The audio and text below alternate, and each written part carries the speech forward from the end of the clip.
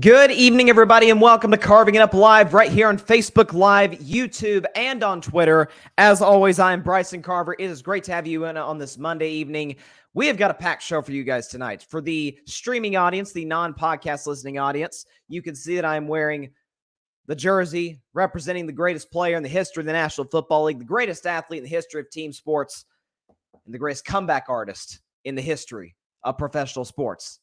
And that is Mr. Tom Brady. I will discuss him and the Bucs' seemingly improbable win over the Los Angeles Rams yesterday, as well as one of Tom Brady's contemporaries, Aaron Rodgers, now losing his 5th consecutive games, this time at the hands of the Detroit Lions.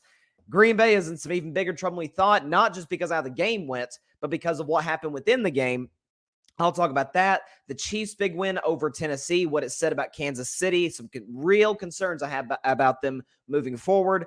At the end of the show, I'll predict Ravens-Saints, a big Monday night game tonight to close out the first half of the NFL regular season. This is crazy. It's going to close out Week 9, which is an 18-week season now for the second straight year in the NFL with the 17-game slate. It's crazy how fast it's flown by. Also, I will give you, because the College Football Playoff Committee is going to bring out their rankings for the second consecutive week. I will give you for the second consecutive week my top 6, which will obviously not feature my Volunteers at the number 1 spot after what happened in Athens, Georgia on Saturday. I don't want to talk too much about that. What I do want to talk about, though, is the Houston Astros won the World Series. And before I get into any of the sort of my takeaways from the 6-game series against the Philadelphia Phillies, hear the call, see the call from the great Joe Davis of Fox Sports of the last out when Houston finally did it. There goes the runner. Fly ball down the right field line. Tucker comes on. Kyle Tucker. This time they finish the job. The Houston Astros, world champions.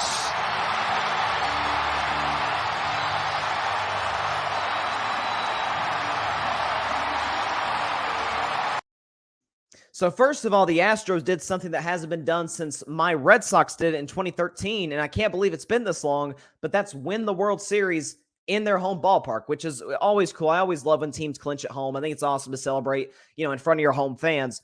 But people aren't going to like when I say this. Frankly, I could care less. Over the course of the last, couple of years, really during this postseason, in particular, I found this Houston Astros team incredibly likable. Oh, but they cheated in 2017. Yes, they did cheat in 2017. There's no excuse for what they did. I have been at the front of that argument saying that is an illegitimate championship. You know me. I do not put asterisks next to championships. I don't do that. I do not. I believe that every champion has gotten lucky in some way, shape, or form. Therefore, if you put asterisks on some championships, you're going to have to put them in all championships.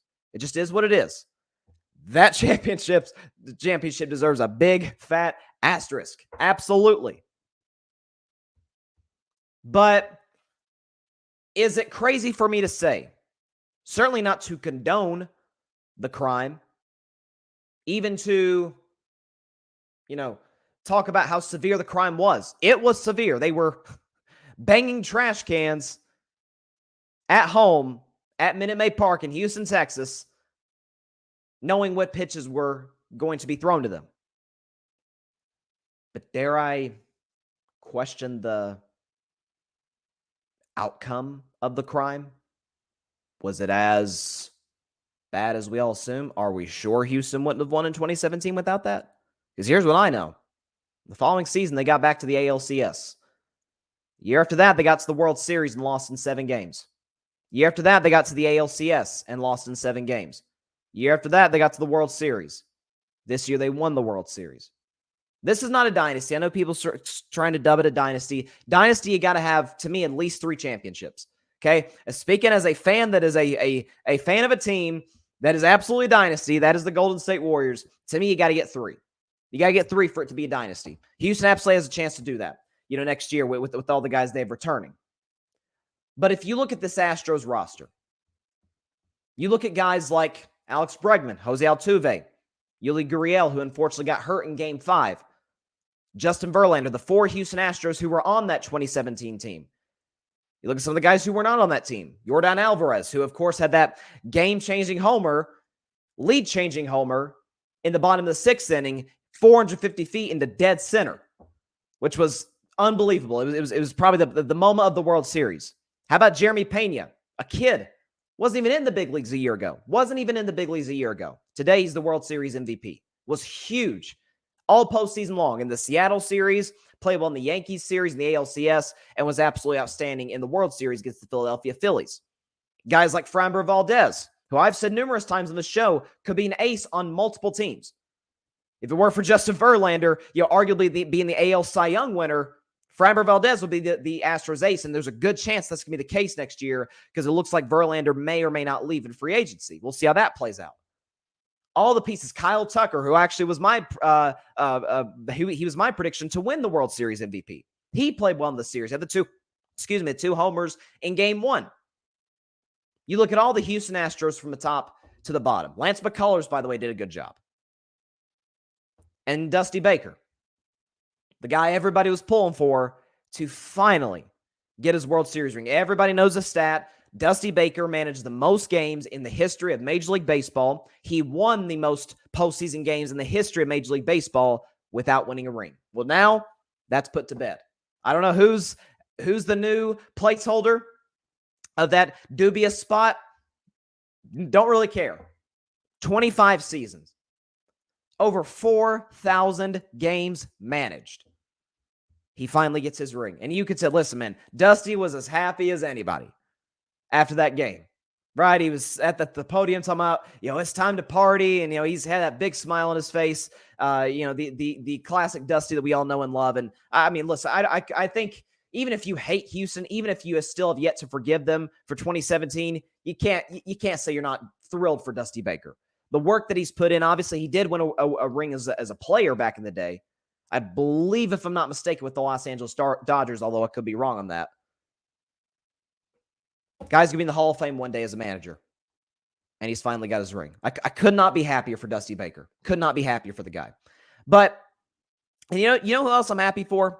And we don't mention this enough. I think John Smoltz, the great John Smoltz, did a great job on Fox talking about this the other day during Game 6.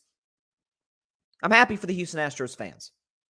Because how would it feel, only Astros fans could tell you, how would it feel to be a fan of a team and you win a championship and the jubilation and the excitement that comes with that, to then a year and a half later find out, oh, dang, that's how we won it? Ugh, God, this feels dirty. It feels wrong. You understand that feeling. And so now for them to get this championship, no asterisks, no questions about the legitimacy of the 2022 World Series title. None of that. And they get to celebrate. Mattress Mac, by the way, props to him. $75 million. Congratulations. Enjoy that $75 million. That must be a good feeling for him. Betting on the Astros before the season even started to win the World Series. But I'm sorry, throughout the course of the postseason, I know people pulling for the Phillies, and it's the Philadelphia underdog story, the notion they continuously put out there for reasons I'm not quite sure. But that aside, people are talking about, I'm pulling for the Phillies. They were the last team in the playoffs in the National League, and they're this big underdog in the World Series, and all this and that, and their fans. It's impossible to win at Citizens Bank Park. Yeah, Astros actually did it twice in Games 4 and 5. Actually, no hit the Phillies in Game 4, which is the first time in World Series history that's happened. At least a combined no-hitter. I never got it. So I'm thrilled for Houston. Congratulations to the Houston Astros, 2022 World Series champions. Certainly have a great chance to repeat next year. Again, we'll have to see what happens with Justin Verlander. I don't know if they have any other big-name free agents that are possibly, going to be out there in the market for other teams to sign. We'll see. For all we know, Justin Verlander could leave and they'll bring in Shohei Ohtani. Who knows? Listen, it's the Houston Astros. They got a great front office. Obviously, we know what Dusty Baker represents as arguably the best manager in this league. And what I love, too, about Dusty Baker winning this is it's sort of yet another – it's kind of like when Brian Snitker won it last year with the Braves. You're seeing – and I was talking to my friend Barry Grant Jr. You guys know him from the All Even podcast, my grid teammate. And we were talking about this Saturday night before the ninth inning. And he made a good point that I totally agree with. You're starting to see an influx of these older managers that aren't married to analytics. You guys know, you should use analytics. Absolutely. I think you'd be doing yourself and your ball club a disservice if you don't use analytics. But to let numbers, to let mathematicians make every single decision for you, when maybe you and your gut know, I kind of feel like we should do this, but I'm going to rely on the analytics. Dusty Baker could give to you know what's about analytics. Same could be said for guys like Buck Showalter or Brian Snicker. Could care less about analytics. So that made it all the more sweet, I think.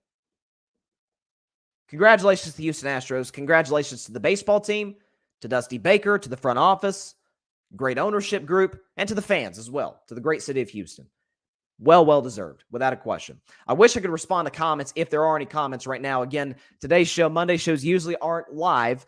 So as I always say for non-live shows, if there's anything major that has happened in the world of sports in between the time that I've recorded this and the time that you're watching it, I'm aware of it, just not the time you're watching me. But in a few weeks, 3-4 weeks, Monday live shows, I should say, we'll be back. We'll be ready to go. I'll be able to respond to your comments. I love doing that. Love interacting with you, the listeners and the viewers. Once the first semester of college ends, I'm sure y'all know how that goes. But congrats to Houston. Moving on to football now. I don't think we've ever had a crazy weekend in the NFL, and then I don't lead with football. Like that tells you, how much I thought of the Astros winning the World Series. And again, just the fact that they denied Philadelphia a championship. It's music. It's music to my ears. It truly, truly is. It's music to my ears. And it's something else too. Last thing before we get to football, I think that I thought about this before I got on the show. I almost wonder if I've got like a curse going against me when it comes to World Series picks, and I'll explain why. I've been picking the World Series since 2015, and every odd year I get it wrong. I picked the Mets to beat the Royals. I picked the Dodgers to beat the Astros. I picked the Astros to beat the Nationals. I picked the Astros to beat the Braves. In even number years, I'm undefeated. I picked the Cubs to beat the, at the time, Cleveland Indians. I picked the Red Sox to beat the Dodgers. I picked the Dodgers to beat the Rays. I picked the Astros to beat the Phillies. I don't know what it is. So you might just go and book it, write it down, for a year from now, next October, when the Fall Classic comes around, and it's probably going to be Houston and somebody else. I'm going to pick Houston, and it's going to be, I'm going to end up, cursing them and denying them back-to-back championships. But listen, it's how it goes sometimes. It's how it goes. Although my postseason predictions this year were leaps. They weren't great, but they were leaps and bounds better than a year ago. Gosh, when I infamously, after the wild card round, predicted a grand total of one series correct. That was the Dodgers-Giants division series. That was it. Every other series I predicted incorrectly, including picking against my Red Sox against the Rays, which I'm very ashamed to say that I did, but I did. Great baseball postseason. Great baseball season, by the way. And so we'll see how free agency turns out. That's where all the attention will be turned to. Awards, who wins the MVP, Cy Young, Manager of the Year, all that. Looking forward to all of the above. To football now. It is appropriate that I'm donning the jersey, the Tampa Bay jersey, to be specific for the podcast listeners. The greatest football player who ever walked this earth. And that is, as one famous commentator dubs it, Thomas Edward Patrick Brady Jr. I said last week, about a week and a half ago actually, after Tampa Bay lost to the Baltimore Ravens, 27-22. Tom Brady did not play well in that game. In his defense, penalties were an issue. Offensive line could not protect. Defense didn't give him a whole lot of help. But as I said in that show, the blame's got to fall at Tom's feet at least a little bit. And I said that we are officially seeing the decline of Brady. We have seen the best of him in this league, which at 45 years old, that should have been obvious like 10 years ago, but it hasn't. He was amazing last year. I thought he should have won the MVP. We're not going to see that Tom again. But I did not say he was washed. I didn't say he was Russell Wilson. I didn't say he was done. And last night, Was a reminder why. You can dismiss Tampa Bay's 16 points. I got no issue with that. You can dismiss the fact that if the Rams had picked up a first down that second to last drive, Tom Brady wouldn't even have had a chance to win the game with the ball in his hands. You can dismiss the fact that Tampa Bay, all afternoon, struggled to move the ball whatsoever against a Rams defense that I thought played pretty darn well yesterday. What you cannot dismiss is the clutch gene of one Tom Brady. Gets the ball after the Rams punted with 44 seconds left. Had to go 60 yards with no timeouts. Right down the field in 6 plays. And through the game-winning touchdown to Cade Oten. That's what Tom Brady does, folks. That's what he does. Listen, I picked Tampa to win this game. As a matter of fact, it was if I were a betting man game, it was a 3-point spread. I literally barely covered it, right? 1 by 3. They were favored by 3, 1 by 3. So thank you, Tom Brady. Thank you, Buccaneers. Thank you, Todd Bowles and that defense. But listen, while I do think the Rams gave Tampa Bay numerous chances to win and the Buccaneers finally got them in the end, and the Rams do deserve a lot of blame. Matt Stafford played awful again. Okay? I didn't think Sean McVay coached a very good game. LA looks a little, again, outside the big play to Cooper Kupp, they weren't able to move the ball themselves. It was kind of a defensive struggle as my man Patrick Brown, the host of the Chaotic Sports Podcast, did an IG Live with him last night that you guys can go check out on Instagram. But he was talking about how it was a battle of the punters. And it kind of was. It kind of was. But being great, being an all-timer is about overcoming. It's about when crap doesn't go your way, how do you respond? Tom Brady on 2nd down and goal on the previous drive threw a perfect pass. Literally could not have thrown the ball any better to Scotty Miller in the end zone. And he dropped it. Just flat out. It wasn't forced out. Wasn't off throw. Perfect throw. Scotty Miller just flat out dropped the ball. There's no other way to put it. Tampa Bay did not score on that drive. Now, there's other quarterbacks like the one who currently resides in Green Bay, Wisconsin, who would have pouted and sulked and ghosted his teammates. There's other guys who, like another one who currently resides in Denver, Colorado, who has gotten so insufferable that his receivers would have pouted and given up on him. As bad as Tampa Bay has been offensively through the first half of the season, and they have been simply atrocious, folks. Not Denver bad, not Green Bay bad, but they've been pretty bad. There's still that belief. Mike Evans talked about it last week after Tampa lost to the Ravens. This is after Tampa just lost their 3rd straight game. He said, we still believe in that guy because we know what he's capable of doing. At this advanced age stage of his career. Now, I've been critical of Tom Brady in terms of leadership this year. Maybe some of it has to do with the off-the-field stuff. I don't know. I don't know. But what I do know is over the sort of mini bye that Tampa Bay had, because the last game they played was a couple Thursdays ago, so they had time to prepare for this game, time to get ready to go, time to get healthy.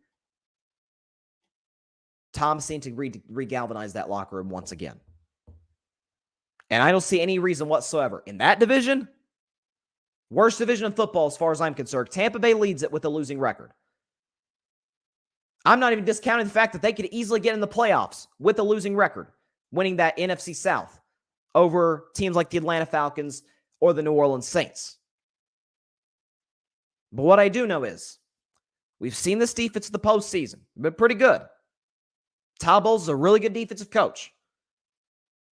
I've seen Tom Brady in the playoffs. It's like I was talking to Patrick yesterday. Listen, Philadelphia is clearly better than Tampa. So is Minnesota. So is San Francisco. So is Dallas.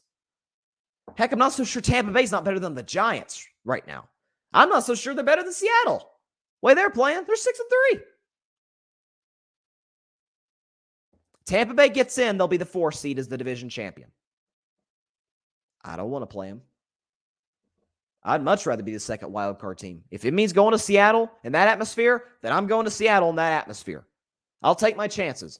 I don't want to go to Tom Brady's house. The NFC has a lot of questions among the contenders. Philadelphia is undefeated. They look outstanding. Last time we saw them in the postseason, they actually played Tampa Bay. They lost by 31. You say that's last year. Okay. Well, this year, Philadelphia has yet to play from behind. They have yet to play an elite quarterback. And they can't stop the run. San Francisco. If there's the perfect roster in the NFL, the Niners have it. They got everything. But they got a big, fat question mark at the most important position. As you guys know, I don't trust him. I think half of Niners Nation doesn't trust him. Minnesota 7-1. Look great. I told you Minnesota would be good this season. Win the NFC North going away, which they are. But we've seen Kirk Cousins in these primetime games, these big games. You don't look so good. We've seen the Dallas Cowboys in big games. The great Stephen A. Smith, the famous saying, what can go wrong will go wrong. They are an accident waiting to happen. Your history tells me a lot. We know what Mike McCarthy is in terms of the penalties. We know the fact that Dallas is extremely limited at wide receiver. We'll see if they get Odell Beckham Jr., not getting my hopes up. I don't trust Dallas in terms of game planning and in terms of who they got the skill position pieces. Seattle's really good, but we think Geno Smith's going to beat Tom Brady in a playoff game. Great as Geno's been, I don't. And we certainly don't trust Daniel Jones to beat Tom Brady in a playoff game. I am not making the case that Tampa Bay is a favorite to get out of the NFC. They're probably the 5th or 6th best team in that conference. But I don't want to draw them in the playoffs. I don't want to face that guy in the playoffs. Because if that's what Tampa Bay's defense gives you, Tampa Bay can go to the Super Bowl. You just need a little bit from your offense. And we know some of these game-winning drives, some of these last-second wins can really propel you. They can sink you as well because you get too high on yourself because, hey, we just won a close game. Well, you maybe didn't play that well to win the game. Tampa Bay didn't. But knowing the guy that leads them, I don't want to be the 5th seed in the NFC playoffs. I don't. I don't want to draw Tampa in the playoffs should Tampa Bay advance. If they go to Philadelphia, I'm not so sure I wouldn't pick Tampa Bay. I'll leave it at that. But we did have another game last night. Really fascinating matchup. Definitely the type of game that I did not see coming. I thought it'd be a blowout. Wasn't even close. As a matter of fact, it went to overtime. Tennessee Titans, Kansas City Chiefs. This was a hard one to figure out. Tennessee starting a quarterback in Malik Willis. So you guys know I really liked coming out of the draft. Didn't love him, but I liked him. Who Tennessee apparently doesn't want him to throw. I don't know. You have Derrick Henry, who is, once again, back to what he is, a top 10 player in the NFL, arguably still the best running back in the NFL. He is still King Henry after all. You have a defense in Tennessee that has played sneaky good in this 5-game winning streak that, of course, ended last night. You have Mike Vrabel, who's one of the best coaches in the NFL and has proven as such since he got that job in 2018. And then you have Kansas City. And I have to admit to you, folks, I'm concerned about the Chiefs. Not like can't make the Super Bowl concern. Because if you have Patrick Mahomes and you have Andy Reid, you can go as far as you want. Here's what I worry about with Kansas City. They can win these lower scoring, kind of muck it up, physical games against teams like Tennessee. Tennessee's kind of in that tier 2 of AFC teams, right? They're in there with Cincinnati, Baltimore. Right, they're in there with those teams. The Jets, today, I'm not so sure the Jets aren't a tier 2 team. They're 6-3. Defense looked great. But I don't know if Kansas City can beat Buffalo this way. Folks, Patrick Mahomes threw 68 passes last night. They threw for 446 at a QBR 71, passer rating of 80. Played pretty well. And this has always been I've always had two criticisms of Andy Reid. And I love Andy Reid. I think he's the best coach in the NFL. I think he has been for longer than people give him credit for. There's two issues with Kansas City.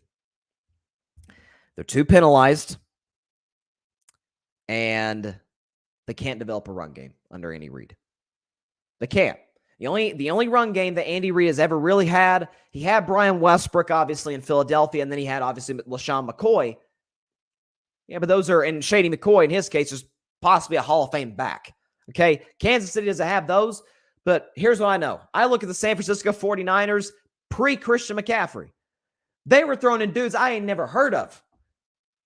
C.J. Mostert was running for 150 yards in the NFC Championship game. Jeff Wilson, who, by the way, looks pretty good in Miami, said that was an underrated pickup. They're just pulling dudes off the street and running it down teams' throats because the run scheme is so creative on the part of Kyle Shanahan. I've seen running backs succeed in places like Philadelphia. Doesn't have to be just Miles Sanders. They've brought in plenty of guys that have been able to be successful in the run game. And by the way, Kansas City, I mentioned discipline. Kansas City had 10 penalties last night, which killed any momentum that they had of really pulling away at any points in that game. You want to know how many rush yards Kansas City's running backs had if you didn't watch the game? Kansas City's running backs, not talking about total rush yards. Take Patrick Mahomes out. Kansas City's running backs. They had 14 yards rushing. On average of 1.1 yards per carry. You can't win that way. You barely beat Tennessee. And not to take shots at Tennessee, they're in all likelihood going to win the AFC South. And that's a good defense. And I know people get tired of me talking about the running game. I get it. It's not flashy. It's not necessarily at all times pretty to watch. But I talked about last week when I was talking about the Bengals, geez, they don't commit to the run. Well, they did yesterday, and Joe Mixon had 4 rushing touchdowns. Looked pretty good. If you had him on fantasy football, congratulations. You probably won your fantasy game this week if you had Joe Mixon. I'm not saying you got to be led by the run. As a matter of fact, I think you have to have an elite quarterback to win the Super Bowl. You have to. Or at least a quarterback who plays elite, like Matthew Stafford did last year. Or like Nick Foles did for the Eagles in 2017. If you don't have an elite quarterback, he's got to play elite. Tennessee doesn't have that. Obviously. Kansas City does. But you got to help them out at least a little bit. Whether Kansas City needs to draft a running back in the draft next year, whether they need to go make a deal for one in free agency, or possibly make a trade for one, I don't know.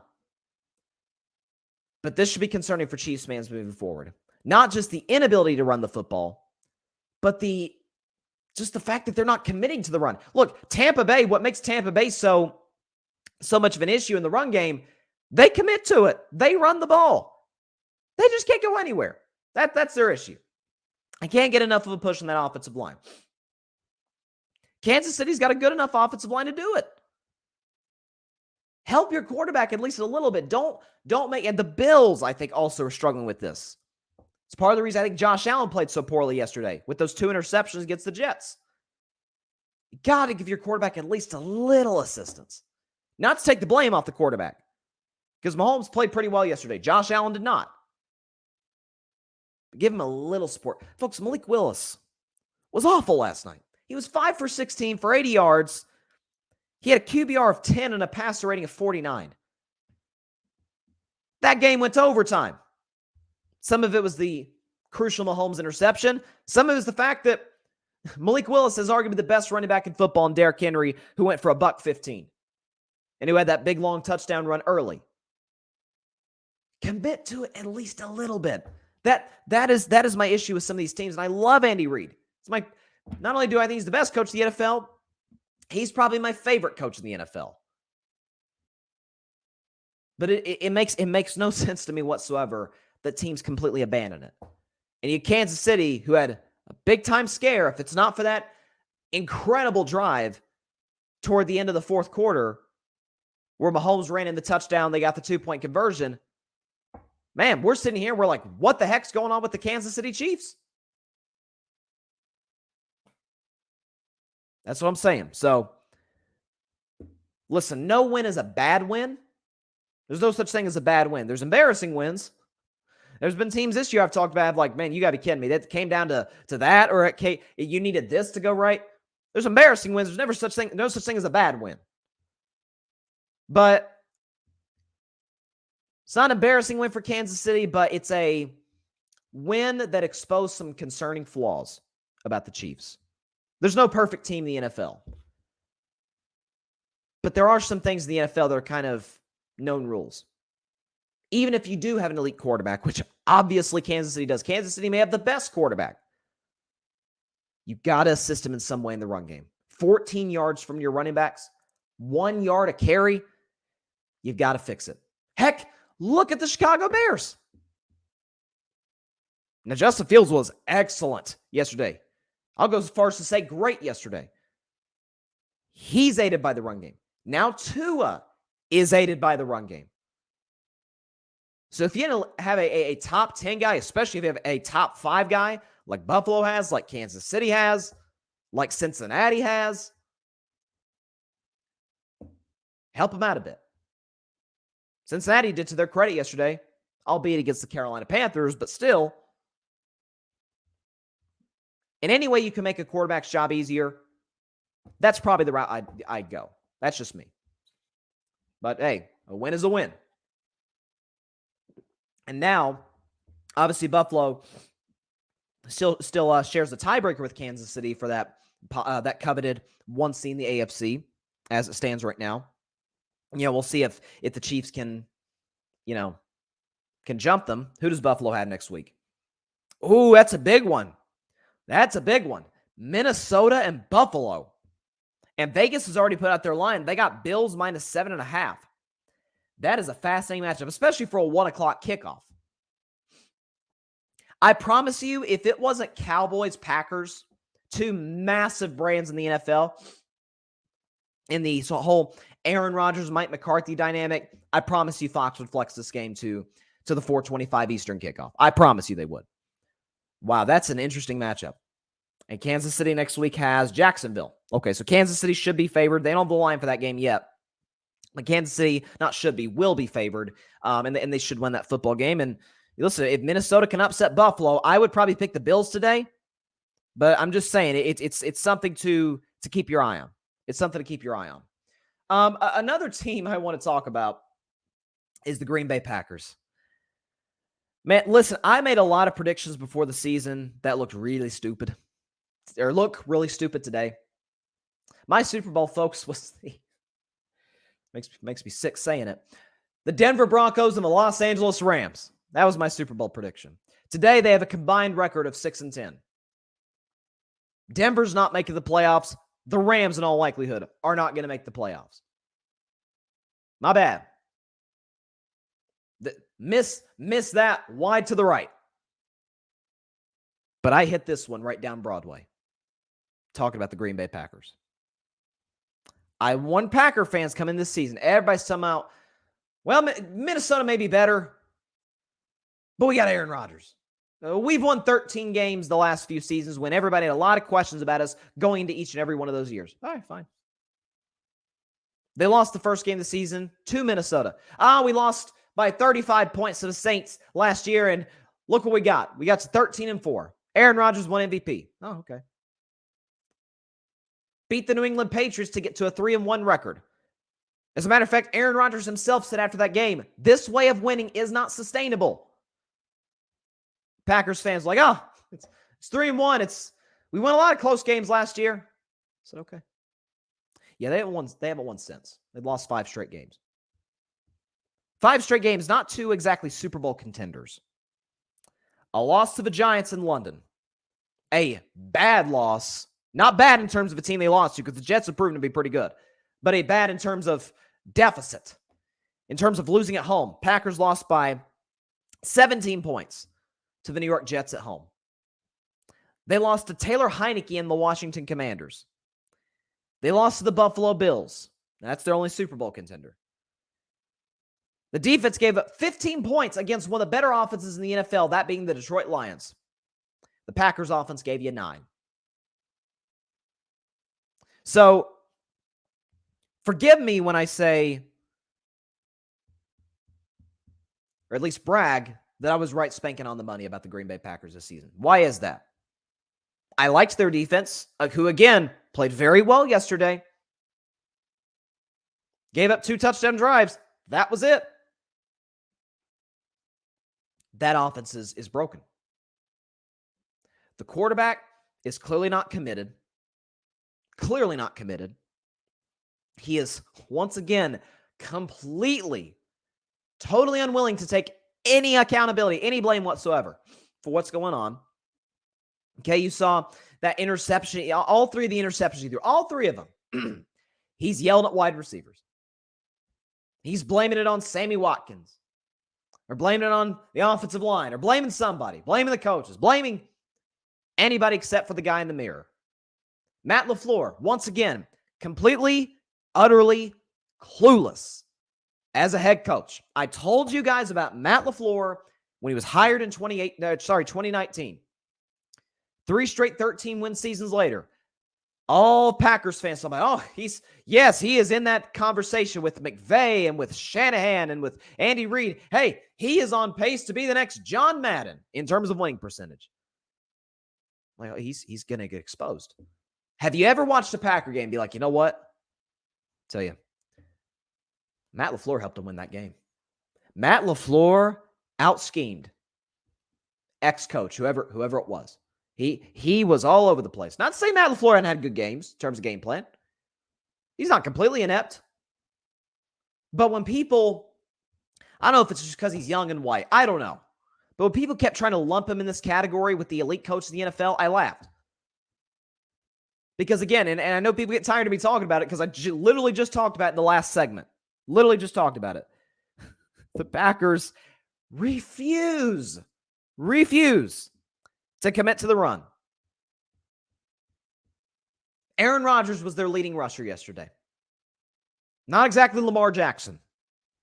Now, Aaron Jones got hurt in the game. The Packers, by the way, had a crazy amount of injuries yesterday. Rashawn Gary, who, as I'm recording this, Adam Schefter just tweeted that Rashawn Gary tore his ACL and is out for the season.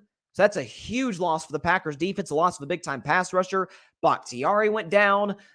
Romeo Doubs went down. Christian Watson went down. Aaron Jones went down. I mean, they were dropping like flies in this game in the Motor City yesterday.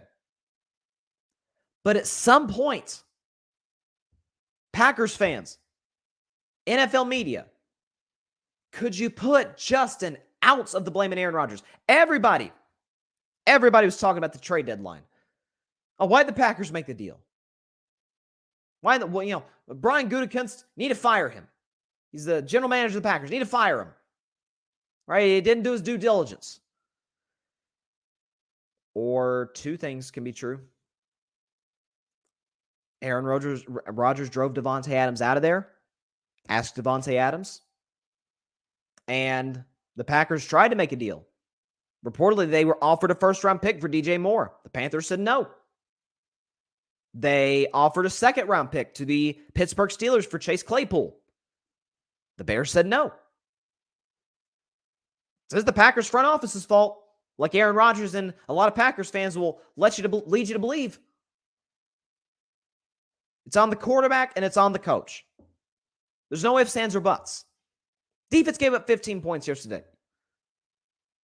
You're playing the last-ranked defense in the NFL. And you couldn't get to double digits. Think about that.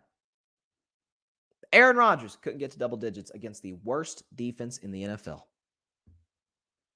I don't want to hear about the receivers after you, Packer Nation, lectured me all offseason. No, these guys, you watch. Aaron's going to make them work. And now that he's not making them work, it's their fault. It's Allen Lazard's fault, and Romeo Dobbs' fault, and Watson's fault. I feel like Watson's still getting criticized for that drop in week 1. I am not here to say that these guys are going to exactly be Pro Bowlers. As a matter of fact, they're not. But I warned you about that coming into the season. So now, I don't want to hear it. This team is going to miss the playoffs, as I said they would before the year started. Aaron Rodgers would have a down year compared to his last 2 MVP years, and Matt LaFleur would be exposed as a coach. All 3 of those have proven to be right on the money. And now, you look at Green Bay's schedule moving forward. They got Dallas next week. And who'd have thought? Green Bay at home. Aaron Rodgers supposedly owns the Dallas Cowboys, right? Dallas is a 5-point favorite on the road at Lambeau. And I checked the weather. I've checked the forecast for Green Bay. It's going to be cold. The high is 39 degrees. It's going to be cold in Green Bay, Wisconsin next Sunday afternoon. Dallas is a 5-point favorite. Then they got a short week home game against the Tennessee Titans. Tennessee just about beat Kansas City when Kansas City refused to run the football. Green Bay does the same. Green Bay doesn't exactly have Patrick Mahomes. Then they got the Philadelphia Eagles. What is Philadelphia going to do to Green Bay? I have no idea what's going to happen. They got at Chicago. Only reason I'm picking the Packers is because Aaron Rodgers, as he told y'all last year, owns the Bears. And he does. They got the Rams at home. Coin flip. Who knows? They got at Miami. They're not beating Miami on Christmas. With that explosive offense, adding Bradley Chubb defensively, Miami's winning that football game. They got Minnesota at home on New Year's Day. I'm taking Minnesota. It's not a primetime game, so I'm taking Minnesota. And then they got the lowly Detroit Lions at home. 9-8. At this point, Packers fans would absolutely take that. Because in order for that to happen, they would have to literally flip their record, essentially. Right? They'd have to go 6-2. You see 6 wins? I don't see more than 2 or 3. Dallas, Tennessee, Philadelphia. I mean, that's 3 straight losses right there. They may beat Tennessee, but that's without question. They are not beating Dallas, and they are not beating Philadelphia. I don't feel like they're going to beat the Dolphins. Darn sure don't feel like they're going to beat the Vikings.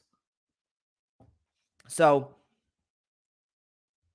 not to say I told you so, Packers fans, but I told you so. Even Lil Wayne, who's a diehard, lifelong Packers fan, even Lil Wayne tweeted last night, talking about, hold on, let me see if I can pull up the tweet from Weezy, because, again, he is a huge Packers fan, huge Aaron Rodgers fan. Let's see, Lil Wayne. There he is. There's Weezy. He tweeted, quote, "Rest in peace to the season. We should have gotten rid of 12 before the season." So even he's saying, yeah, I'm out on Aaron. And maybe Packers fans are coming around about this. Get ready for a long second half, Packer fans. I try to tell you in advance. But we did have some interesting games around the NFL. Go around them real quick. Okay, Chargers beat the Falcons on a walk-off field goal. That was a wild ending because you have the Chargers go down the field, fumble. Atlanta picked it up, and then the Chargers forced another fumble in order to miraculously get the ball back, and Justin Herbert drove him down to get into field goal range to win it. And Justin Herbert played pretty well yesterday. 245, touchdown, a pick, QBR of 74, pass rating of 82. Marcus Mariota was Marcus Mariota. He wasn't terrible. Completion percentage was not impressive whatsoever. But and Atlanta got Cordell Patterson back as well, but I feel like the Chargers would win this game just from a simple fact that they obviously have the quarterback advantage. They have the I wouldn't say advantage of the skill position players, but certainly the more proven skill position players than Atlanta, and they certainly, without a question, have the better defense. So that's why I took the Chargers to win. They did. Dolphins beat the Bears in what was a kind of a shootout. A weird shootout because Miami did it through the air. Chicago did it on the ground. But both young quarterbacks were tremendous in this game. Outstanding. Tua threw for 3 touchdowns and 300 yards, by the way. QBR of 81, a passer rating of 135. Okay, and Justin Fields threw for 123, ran for 178. This is a quarterback we're talking about. Ran for 178 yards, QBR of 95, and a passer rating of 106. So both quarterbacks were excellent in this game. Chicago probably got screwed on that last second no call on the pass interference on the deep ball. I think it was to Claypool, but it was a shootout. And again, I think you're seeing two franchises that are going kind of in the same direction. Obviously, Miami is further along, but and I was talking about this in the live with Patrick. Miami wasn't sure about their guy 2 years in. And they said, he's on a rookie contract. We're not paying him anything. We are going to go all in, surrounding him with the very best skill position players that fit his skill set. Today, Miami is sitting there at 6-3.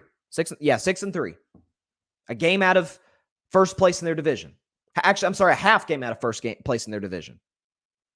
And they hold the tiebreaker as of right now over the Bills. Chicago, it feels like they're doing the same. They've got their quarterback. I don't want to hear any more Justin Fields haters. They've got their quarterback. With what he's working with, he's been excellent. I'm not so sure they don't have their coach. I like what Matt Eberflus has been doing. Okay? With the skill position players they have, Mooney, Kmet, adding Chase Claypool. Now, this offseason, they need to do what Miami did. Make a big trade for a disgruntled receiver, just like the Eagles did, just like the Dolphins did. Go out and get one of these star players. By the way, like the Raiders did, although it hasn't really panned out for the Raiders whatsoever. Lost again. Draft an offensive lineman, take a receiver, and move on. Continue to develop this young kid because, man, he's good. Cincinnati ran all over the Carolina Panthers. It got so bad, P.J. Walker got benched in favor of Baker Mayfield. P.J. Walker, by the way, threw for 9 yards, had a QBR of 2, and a passer rating of 0. He's seen better days. And Baker Mayfield came in, played pretty well, although it was in mop-up duty. The game was over after the first quarter. Joe Mixon, as I previously mentioned earlier, and like I called on Zach Taylor to give the ball to Joe Mixon, 22 carries for $153, 4 tutties, average 7 yards a carry. I'm just saying, give the ball to Joe Mixon more. It usually works out. Patriots beat the Colts. That was my upset of the week. I wasn't even close to that one. Sam Ehlinger was awful. The Patriots defense got a big turnover, dominated. Mac Jones was fine. He didn't blow anybody away. Never does.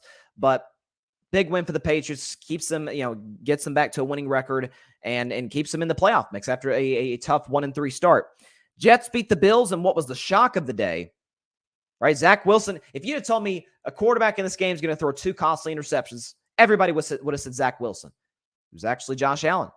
That's the irony of it. But Zach Wilson had that big last-second drive to get them in a field goal range. Greg the Leg Zuerlein hit the field goal. Sauce Gardner was unbelievable. Go and give him Defensive Rookie of the Year right now. It's over. Case closed.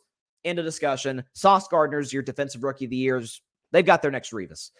Vikings beat the Commanders, led by some turnovers late. This game is most notable for Kirk Cousins' return to Washington, almost 7 years to the day after the infamous "You Like That" declaration, if you will.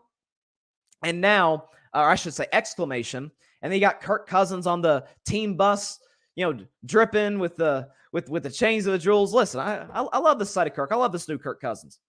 On the field and off the field. Big win for the Vikings to go to 7-1. Jaguars beat the Raiders 27-20 on a big comeback. The Raiders have blown leads this year of 20-0, 17-0, and 17-0. Josh McDaniels is not your guy. He is, as I said going into this year, an awful head coach. I hated the hire. They should have stuck with Rich Bisaccia. Said that back in January. Bad hire. Josh McDaniels is not a good head coach. I'm not even sure he's a great offensive coordinator. He had Tom Brady for crying out loud. I mean, come on. Move on from Josh McDaniels. And Derek Carr wasn't amazing either. Trevor Lawrence was, though. Big win for the Jaguars. Seahawks beat the Cardinals 31-21. That was my Bryson's Bleak bet pick. Geno Smith once again lighting the world on fire. Kenneth Walker, arguably the front runner for Offensive Rookie of the Year.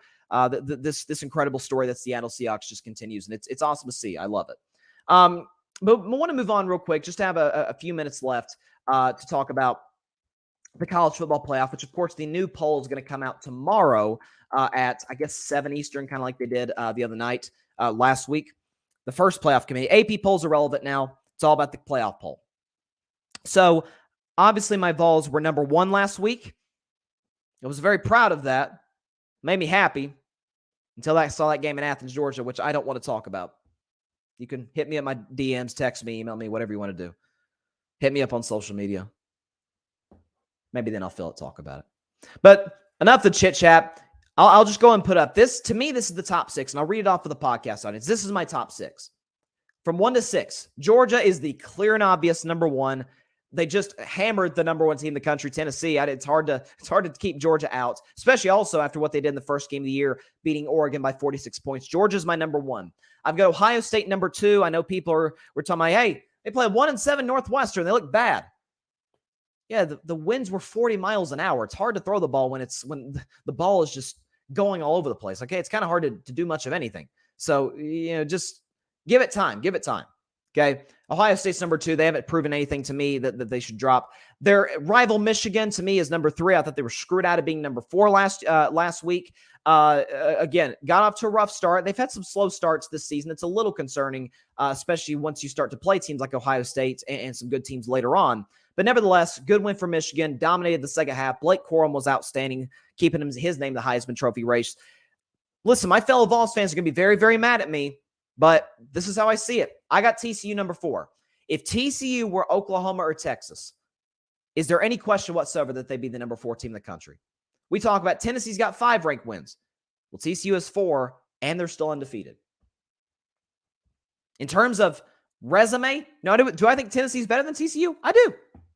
I've got Tennessee right there, first team out at number 5, Oregon rounding out at number 6. But in terms of resume, in terms of the coaching job, the quarterback play, 9-0. I'm not punishing a team. You're like, well, you punished Clemson. Yeah, you saw why on Saturday night. I never bought into Clemson. They weren't even in my top 6.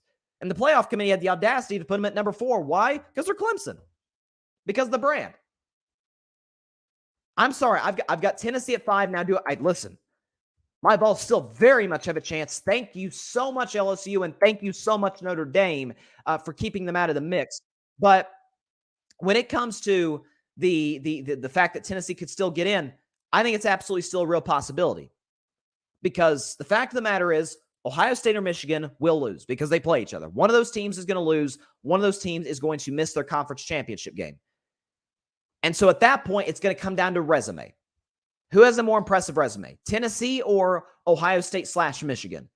Because they play in the same division, so they played mostly the same teams. Now, I would say Ohio State simply because they beat Notre Dame. Now, that win doesn't look quite as impressive as we thought it would later in the season because Notre Dame took a little bit of an early downward trend, have played better since. Good job to, credit to Marcus Freeman, the job he's done there. But Ohio State's resume is probably more impressive. So, honestly, I'm probably hoping for a Buckeyes win at the Horseshoe in the game, as it's dubbed. If it's Tennessee, Michigan, Tennessee beat Alabama, and that's not even their most impressive win. LSU just beat Alabama as well, right? Just 4 weeks ago. Tennessee, this wasn't in Neyland Stadium. This wasn't in Knoxville, folks. This was in Baton Rouge, Louisiana. Tennessee went into LSU's building. They beat them 40-13. Michigan doesn't have a win as impressive as that. Frankly, neither does Ohio State. Oregon has a chance. I love what Oregon's doing. But to me, what the committee is going to look at, even if Oregon wins the Pac-12 championship game, and folks, the Pac-12 has been really good. Not SEC good, not Big Ten good, but it's been really good. It's been incredibly deep this year, surprisingly deep. They're not going to forgive Oregon for week 1. Because a lot of times what they look at as common opponents. Tennessee and Oregon both played Georgia. Tennessee lost by 14. Oregon lost by 46. That will make the decision. I think Tennessee is going to get into the college football playoff. But to me, if I were on the committee, this is my top 6. Georgia, Ohio State, Michigan, TCU, Tennessee, Oregon. If Tennessee had lost closer, if they'd lost in like a walk-off field goal or something, I'd put Tennessee. Heck, I might put Tennessee at 3. Not just 4. I might put them at 3. But they were dominated all over the field for 60 minutes. It's hard to look past that. Oregon, on the other hand, was humiliated for 60 minutes by Georgia. Now, that was week 1. Last week was week 10. So they may take the recency bias thing into account. Who knows? But that's my top 6. Now, we do have a football game tonight, last segment, between the Baltimore Ravens and the New Orleans Saints.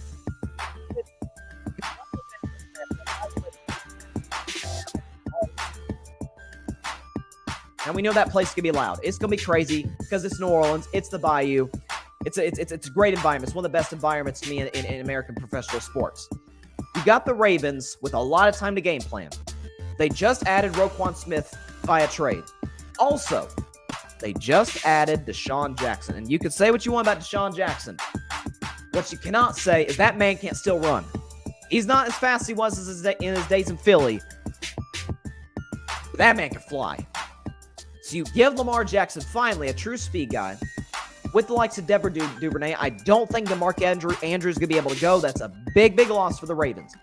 But that likely kid looks pretty good against the Tampa Bay Buccaneers on Thursday night.